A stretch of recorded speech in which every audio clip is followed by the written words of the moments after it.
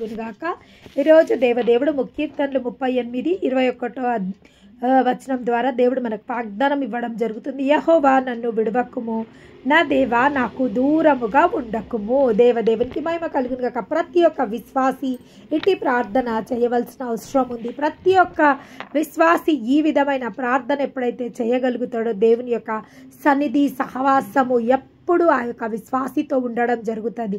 ఇక్కడ ఏమంటుండంటే, యెహోవా నన్ను విడవకుము. ఎందుకంటే దేవదేవుడు మనని విడవని దేవుడు, మనని ఎడబాయని దేవుడు. ప్రతి ఒక్కసారి ఎవరెవరైతే దేవుని సన్నిధిలోకి వెళ్ళి దేవుడు మనని ఇడిసేసిండా, అయ్యో దేవుడు మనకు దూరం అయిందా, లేదా దేవుడు మనకు ఎడమైందా అని ఎవరెవరైతే ఎప్పుడెప్పుడైతే ఆ దేవుని సన్నిధిలో ఆ విధమైన ప్రశ్నలు వేసిండ్రో ప్రతి ఒక్కరితో దేవుడు ఏమంటుండంటే, నేను నిన్ను విడవను, నిన్ను ఎడబాయను, నిబ్బరం కలిగి ఉండు. మోషే తర్వాత యెహోషువని నాయకునిగా దేవదేవుడు చేసిండు. అయినా కానీ యెహోషువకు ఒక రకమైన భయము, ఒక రకమైన ఆందోళన. అమ్మో మోషే ఏ విధంగా బాధ్యతని నిర్వర్తించిండో ఆ విధంగా నేను బాధ్యతని నిర్వర్తించగలుగుతానా, ఈ ప్రజలని నేను ఆ వాగ్దత్త దేశంలోకి నేను నడిపించగలుగుతానా అని యెహోషువకి చాలా భయం వేస్తుంది. భయం వేసినప్పుడు దేవుడు రెండు మార్లు ఆయనతో మాట్లాడడం జరుగుతుంది. యెహోషువ భయపడకము, నేను నిన్ను విడవను, ఎడబాయను, నిబ్బరం కలిగి ధైర్యంగా ఉండు. ఎందుకంటే నేను నీకు మాట ఇచ్చిన, నేను నీకు తోడై ఉంటానని నీకు మాట ఇచ్చిన, నేను నిన్ను నడిపిస్తానని మాట ఇచ్చిన, వాగ్దానం చేసిన దేవుడు నమ్మదగిన దేవుడు. ఎప్పుడెప్పుడైతే దేవుడు మనల్ని విడిచేసిండా, దేవుడు మనకి ఎడమైండా, ఎందుకు దేవుడు నాతో మాట్లాడతలేడు, ఎందుకు దేవుడు నా యొక్క ప్రశ్నలకు జవాబిస్తలేడని ఏ భక్తులైతే ఎప్పుడెప్పుడైతే వాపోయినరో వారందరికీ ఆయన ప్రత్యక్షం చేసుకోవడం జరిగింది. వారందరితో ఆయన మాట్లాడడం జరిగింది. ప్రతి ఒక్కరితో ఆయన మాట్లాడే దేవుడు. ముఖాముఖిగా మోషేతో ఆనాడు ప్రజలతో మాట్లాడకున్నా కానీ మోషేతో ఏ విధంగా ఆయన ముఖాముఖిగా ఒక మనుషుడితో మాట్లాడినట్టు ఆయన మాట్లాడుతుండేనంట. దేవునికి మహిమ కలుగును గాక. అబ్రహాంతో ఒక స్నేహితుడు మాట్లాడినట్టు మాట్లాడుతుండే, మోషేతో ముఖాముఖిగా మాట్లాడుతుండే. అవును, ఆ దేవుడు చూచుచున్న దేవుడు, మాట్లాడే దేవుడు. ఆయన ప్రతి విషయంలో మన పైన శ్రద్ధ వహించి మనని ధైర్యపరిచి మనని బలపరిచే దేవుడు. ఆయన నామానికి మహిమ. ఇక్కడ ఏమంటుండు చూడండి దావీదు, యెహోవా నన్ను విడవకుము. మన దేవుడు ఎవరంటే విడువని ఎడబాయని దేవుడు. మన దేవుడు మనని విడవాడు, ఎడబాయడు. ఏమంటుడు, చూడుము నా అరిచేతులలో నిన్ను చక్కుకొని ఉన్నా.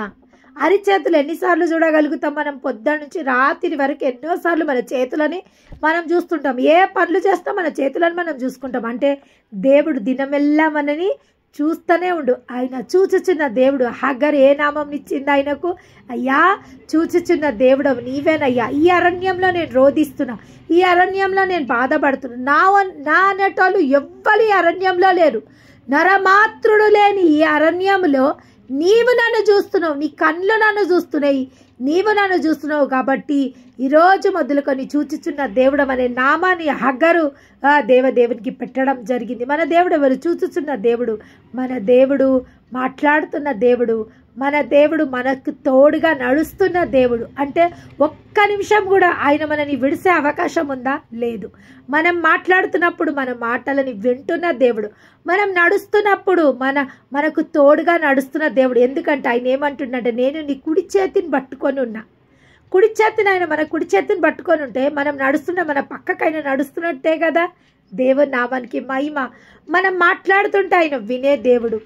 మనం మొరపెడుతుంటే మన మొరలను ఆయన ఆలకిస్తున్న దేవుడు. ఆయన ప్రతి విషయంలో మనకు తోడై ఉన్న దేవుడు. మనం ఈవెన్ నిద్రపోతున్నా కానీ మన దేవుడు ఎవరంట? కునుకక నిద్రపోడంట. కునికే దేవుడు కాడైనా, నిద్రపోయే దేవుడు కాడు. తన ప్రియులు నిద్రించుచుండగా వారి కోసం కావలసిన సమస్తాన్ని సమకూర్చే దేవుడు అంట. ఆ యొక్క పక్షులు చూడండి. ఆ యొక్క పక్షులు పొద్దున మనకి ఎక్కడ ఆహారం దొరుకుతుంది, ఏ ప్రాంతానికి వెళ్ళాలా, ఏ పురుగులను తినాలా, ఎక్కడ వెళ్ళాలా, అవన్నీ చింత వీటికి ఏమీ లేదు. నిర్భయంగా అవి పడుకుంటాయి హాయిగా. పొద్దున్న లేవ్వంగానే అవి వాటికి వచ్చిన భాషతో సృష్టికర్త స్తుతిస్తుంటాయి. వాటికి వచ్చే చిన్న చిన్న భాషలతో కిచ్కిచు కచకచు కుచుకుచు ఏవో వాటికి వచ్చిన భాషలతో ఆ దేవుని అవి స్తుతించడం జరుగుతుంటాయి. పొద్దున్న లేచి మీరు చూడండి, ఏదైనా చెట్టు కింద, పెద్ద చెట్టు కింద పోయి చూడండి, ఎన్నో రకాల పక్షులు ఉంటాయి ఆ చెట్టు కింద. ప్రతి ఒక్క చెట్టు కింద ఉన్న పక్షి వాటి భాషలతో ఉదయం లేవ్వంగానే సృష్టికర్తను అవి ఆరాధిస్తాయి. సృష్టికర్తను ఆరాధించినాక అవి పయనమై వెళ్తాయి. ఆ రోజంతట్లో ఏమి ప్రార్థన చేస్తావు? ప్రభువా, ఏ శత్రు వలలో మేము చిక్కుకొనొద్దు, ఏ ఉరులలో మేము చిక్కుకొనొద్దు, ఏ గాలాలకు మేము చిక్కుకొనొద్దు. మాకు కావలసిన ఆహారం మాకు తండ్రి, మా రాకపోకలందు తోడుండు. ఇవన్నీ ప్రార్థన చేస్తుండొచ్చు అవి పిట్టలు. ఎందుకంటే వాటి రాకపోకలందు దేవుడు తోడు ఉంటాడు. వాటికి ఏ వేటగాని ఊరిలో నుంచి అవి చిక్కుకొనకుండా దేవుడు తోడుంటాడు. వారికి కావలసిన ఆహారం ఇస్తుంటాడు. దేవునికి మహిమ కలుగును గాక. ఒక చిన్న పిట్ట ఒక నెస్ట్లో, అంటే ఒక గూళ్ళో ఒక పిట్టను పెడితే, నిజంగా ఎప్పుడు మాకు మనీ ప్లాంట్ తొట్టిలు ఉంటాయి, హ్యాంగింగ్స్ తొట్టిలు ఉంటాయి మా ఇంట్లో. దాంట్లో ఎప్పుడు పిట్టలు, బుల్బుల్ పిట్ట అని ఉంటారు కదా, ఆ బుల్బుల్ పిట్ట ఎప్పుడు గుడ్లు పెడుతుంటుంది. కనీసం ఇప్పటికి ఒక 5-6 సార్లన్నా పెట్టినప్పుడు అదేం చేస్తుంది అంటే, పొద్దున్న లేచినప్పటి నుంచి రాత్రి పడుకునే వరకు మగపిట్ట ఒక 20 సార్లు తిండి తెస్తుంది, ఆడపిట్ట ఒక 20 సార్లు తిండి తెస్తుంది. ఆ పిట్టకు పెడుతూనే ఉంటుంది, ఆ చిన్న పిట్టకు పెడుతూనే ఉంటుంది. ఒక నెల లోపట్నే దానికి రెక్కలు వచ్చి ఈకలు వచ్చి అది ఎగిరిపోవడం జరుగుతుంది. అంటే అంతగా వీటికి ఫీడ్ చేస్తుంటాయి. అవి ఏంటంటే ఒక నెలలనే అవి ఎగిరిపోవడానికి సిద్ధమయ్యి ఉంటాయి. దేవుని నామానికి మహిమ కలుగును గాక. ఆ పిల్లలకు కావాల్సిన ఆహారంని కూడా దేవుడే ప్రిపేర్ చేసి పెడతాడు. 20 సార్లు కనీసం నేను లెక్క పెట్టుకుంటే 20 సార్లు ఒక తల్లి తెస్తుంది, 20 సార్లు ఒక పిల్ల తెస్తుంది. తండ్రి పిట్ట తెస్తాడు, తల్లి పిట్ట తెస్తుంది. అంతగా పిల్లలను అవి ఫీడ్ చేస్తుంటాయి. అంటే ఈ ప్రపంచం వ్యాప్తంగా ఎన్ని పిట్టలు ఉన్నాయి, ఎన్ని పిట్టలకు ఎంత ధాన్యం కావాలా, ఎన్ని పురుగులు కావాలా, ఎన్ని క్రిములు కీటకాలు కావాలా, అవన్నిటినీ దేవుడు సమకూరుస్తుండు. దేవుని నామానికి మహిమ కలుగును గాక. అవును, దేవుడు ఏమంటుండు ఇక్కడ? దావీదు ఏమంటుండు? యెహోవా నన్ను విడవకుము. ప్రతిరోజు మనం ఆ విధమైన ప్రార్థన చేయగలిగితే, ప్రభువా ఈ రోజంతట్లో మీరు నాకు తోడై ఉండండి, ఒక్క నిమిషం కూడా ప్రభువా నన్ను విడవకండి. అసలు విడిసే అవకాశమే లేదు. ఆయన మనని కుడి చేతిలో పట్టుకున్నప్పుడు మనం ఎక్కడెక్కడ నడుస్తుంటే మన ఎంబడి అక్కడక్కడ వస్తుంటాడు. ఆయన అరిచేతులలో మనం చెక్కుకున్నప్పుడు ప్రతిరోజు ఆయన ఎన్నిసార్లు చేతులు చూస్తుంటాడు, అన్నిసార్లు మనం చూస్తూనే ఉంటాడు. మన రాకపోకలందు ఆయన తోడై ఉన్న దేవుడు, మనం చేతి పనులలో ఆయన తోడై ఉన్న దేవుడు, మనము పడుకున్నప్పుడు మనకు కావాల్సింది సమకూరుస్తున్న దేవుడు. ఎక్కడన్నా దేవుడు మనని విడిసే అవకాశం ఉందా? కానీ ఇక్కడ ఏం జరుగుతుందంటే, ఆ దేవుడు అంతగా మనకు తోడున్నాడని మనం గుర్తించలేకపోతున్నాం. మన పని పాటలలో ఆయన తోడై ఉన్నాడు, మన రాకపోకలందు తోడై ఉన్నాడు. మనం ఏది చేసినా ఆ దేవుడు మనకు తోడై ఉన్నాడు. కానీ ఆ దేవుడు మనకు తోడై ఉన్నాడని మనము గుర్తెరగలేకపోతున్నాము. దావీదు కూడా గుర్తెరగలేకపోతుండే. కాబట్టి ప్రభువా నన్ను విడవకుమయ్యా అని ప్రార్థన చేస్తుండే. ఇంకా ఏమంటుండంటే, నా దేవా నాకు దూరముగా ఉండకుము. నిజంగా దేవుడు మనకు దూరంగా ఉండా, సమీపంగా ఉండా? మనకు సమీపంగా ఉన్నాడు ఆయన. సమీపంగా మన చేతిలో ఆయన చెయ్యుందంటే ఎంత సమీపంగా ఉండైనా, మన చేతుల్లో ఆయన చెయ్యుందంటే ఎంత సమీపంగా ఉండైనా, చాలా సమీపంగా ఉండు. ఇంకా సమీపంగా ఉన్నది ఒకటి చూపెడతాను నేను. ఇంకా చాలా సమీపంగా ఉండు. నీ అవయవములో అవయవమై ఉన్నాడు ఆయన నీ హృదయంలో పరిశుద్ధాత్ముడై ఉన్నాడు. దేవునికి మహిమ కలుగును గాక. మన బ్రెత్లో, మన ఊపిరిలో ఆయన ఉన్నాడు, మన శ్వాసలో ఆయన ఉన్నాడు, మన హృదయంలో ఆయన ఉన్నాడు, మన రక్తంలో ఆయన రక్తం ఉంది, మన దేహంలో ఆయన దేహం ఉంది, మనలో ఆయన పరిశుద్ధాత్మ ఉంది. ఎక్కడ దూరంగా ఉండు ఆయన? ఎక్కడ దూరంగా ఉండు?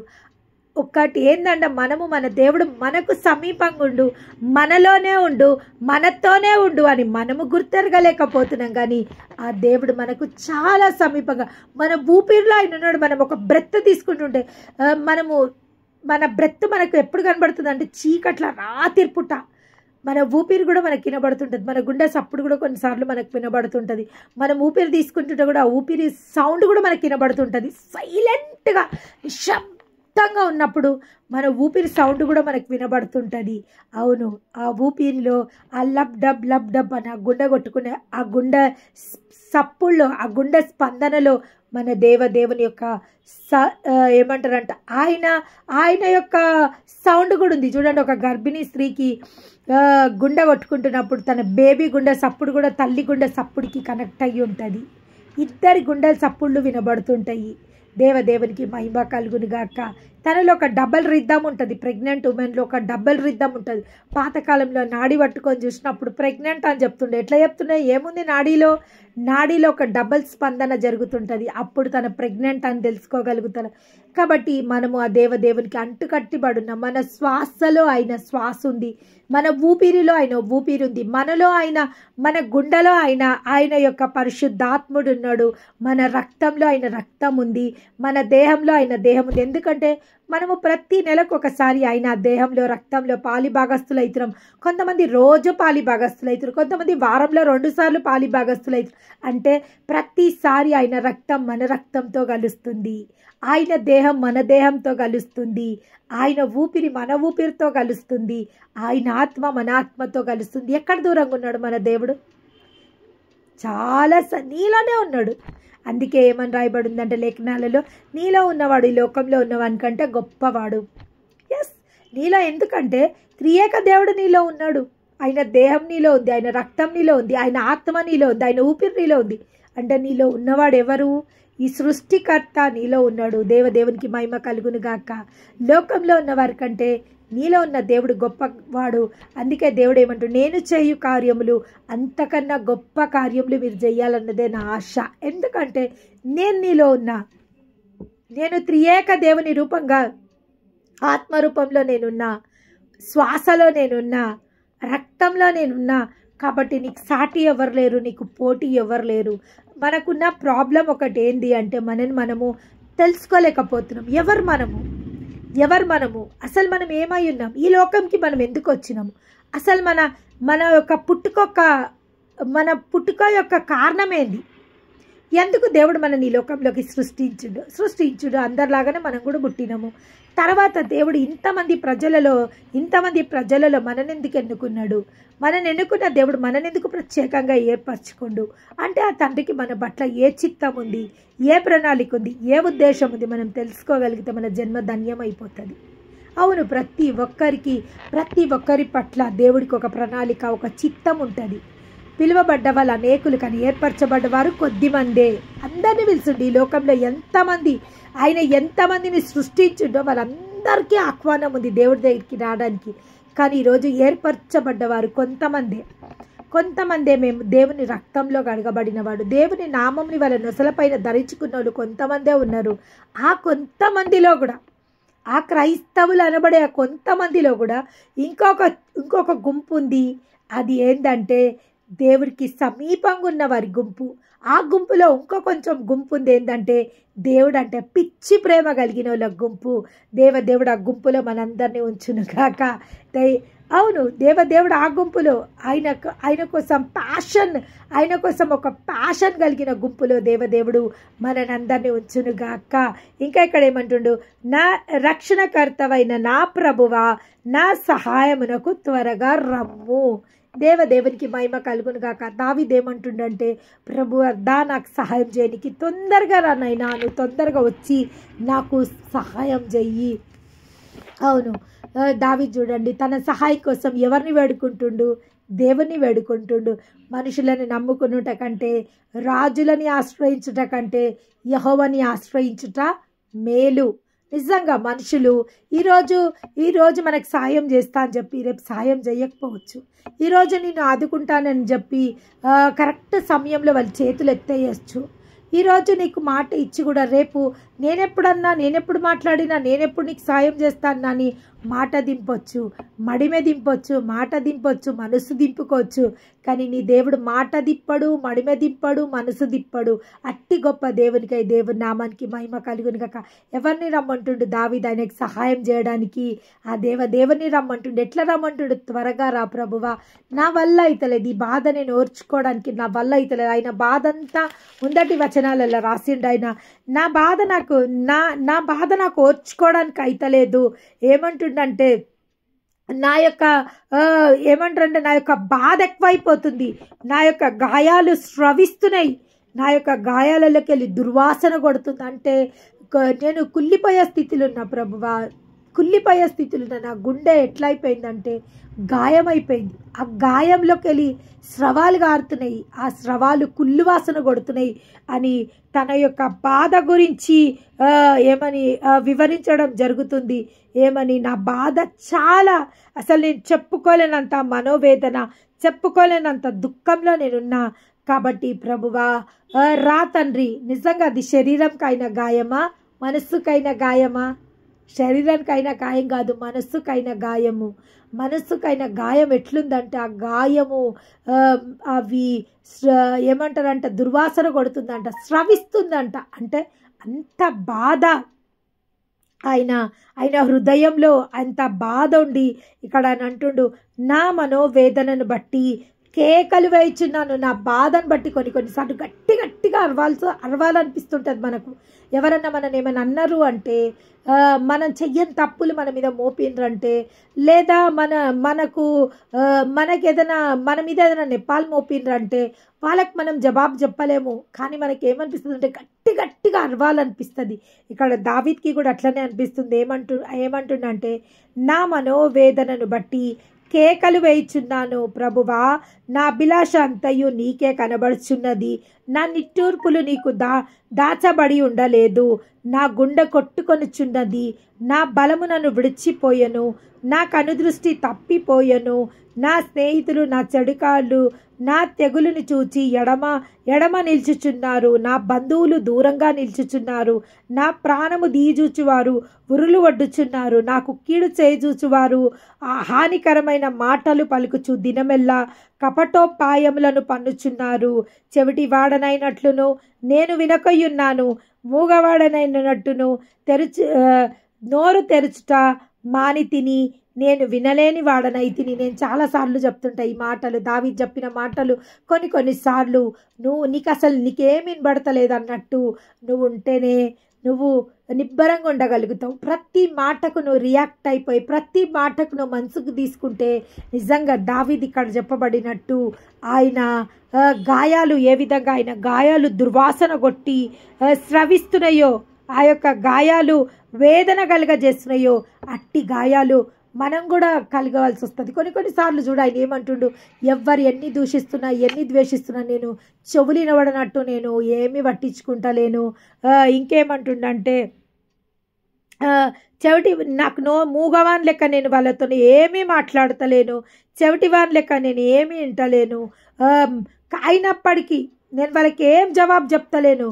ఎట్లా అంటుండంటే, నాకు ఇట్లా గట్టిగా అరవాలనిపిస్తుంది, అంత బాధ నాకు వీళ్ళు కలుగజేస్తుండని ఆ బాధనంతా దేవుని పాదాలకు సమర్పించడం జరుగుతుంది. ఈరోజు దేవుడు కూడా అదేవిధంగా నీతో మాట్లాడుతుండే. ఈరోజు ఏ గాయాల గుండా నువ్వు వెళ్తున్నావు, ఏ గాయాలు, ఏ వేదన, ఏ బాధ గుండా నువ్వు వెళ్తున్నావు, ఏవి నాకు ఓర్చుకోనికి అయితలేవు ప్రభువా, నాకు ఓర్చుకోనికి అయితలేదు ప్రభువా, నేను ఈ బాధని నేను భరించుకోలేకుంటున్నాను. ఎవరెవరైతే బాధతో వేదనతో ఉన్నారో వారందరితో దేవుడు ఈరోజు మాట్లాడడం జరుగుతుంది.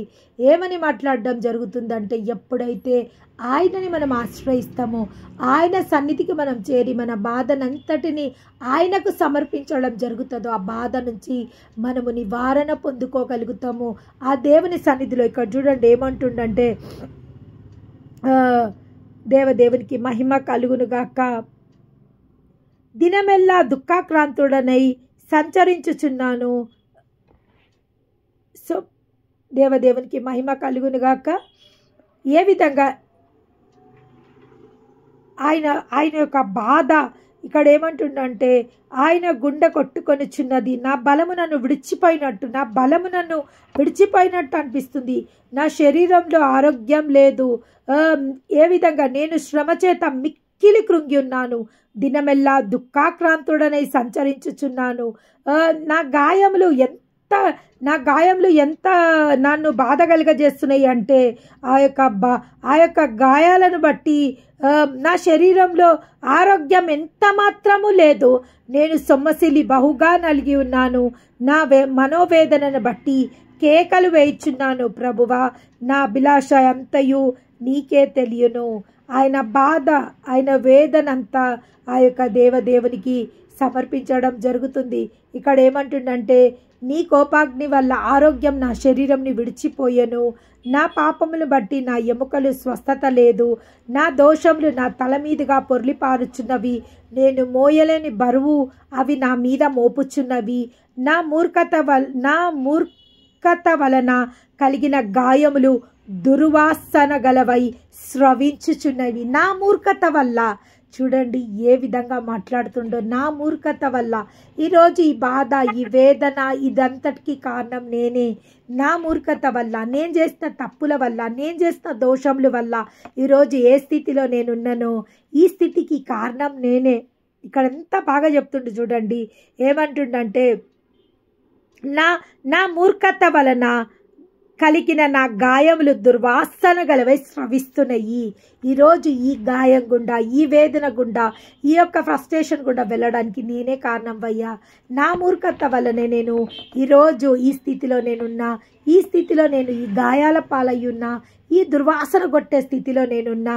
ఒకవేళ నేనే ఈ విధంగా దోషాలకు దూరంగా ఉండి, ఈ విధంగా నేను తప్పిదాలకు దూరంగా ఉంటే ఈ స్థితిలో నేను ఉండకపోతుంటే, కొన్నిసార్లు మనం తీసుకున్న తప్పుడు నిర్ణయాల వల్ల ఈరోజు కొన్ని వేదనల గుండా మనం వెళ్తున్నామా? లేదా కొన్నిసార్లు మనం మౌనంగా ఉండడం వల్ల కొన్ని తప్పులకు, కొన్ని అనర్థాలకు మనము వాటిని ప్రోత్సాహపరిచిన వాళ్ళం అవుతాము. లేదా కొన్ని చూసి చూడనట్టు ఉండడం వల్ల కొన్నిటికి మనము కారణమవుతాము. కొన్నిటికి మనము ఏమంటారంటే ప్రయాస పడాల్సినంతగా ప్రయాస పడకపోవడానికి కొన్ని బాధలు మనకు కారణమవుతాయి. ప్రతిదీ మన జీవితాలలో ఏ బాధ గుండా ఈరోజు వెళ్తున్నామో, ఏ వేదన గుండా మనం వెళ్తున్నామో, ఏ దుఃఖం గుండా మనం వెళ్తున్నామో దానికి ప్రతి ఒక్క దానికి కారణం మనమే అయి ఉంటాము. ఎక్కడో అక్కడ ఒక తప్పిదం వల్ల ఈరోజు ఈ స్థితిలో మనము ఉన్నాము. కానీ ఎప్పుడైతే మనము అవును, దేవుడే చెప్తుండు, నీతిమంతుడు లేడు, ఒక్కడు లేడు, అందరూ పాపం చేసి వారి ఏమంటారంటే ప్రతి ఒక్కరు పాపం చేసిన వాళ్ళే. పాపం నుంచే ప్రతి ఒక్కరు ఈ లోకంలోకి వాళ్ళ జననమే పాప బీజంలో నుంచి రావడం జరిగింది. పాపం చేయని వాళ్ళు ఎవ్వరూ లేరు. కానీ ఎవరైతే పూర్ణ హృదయంతో, పూర్ణ ఆత్మతో దేవుని సన్నిధిలో పశ్చాత్తాపడి వాళ్ళ తప్పులను ఒప్పుకొని అవి సరిదిద్దుకోవడానికి ప్రయత్నం చేస్తారో దేవుడు వారికి సహాయకారకంగా ఉంటాడు. దేవుడు వారికి సరిదిద్దుకునే అవకాశం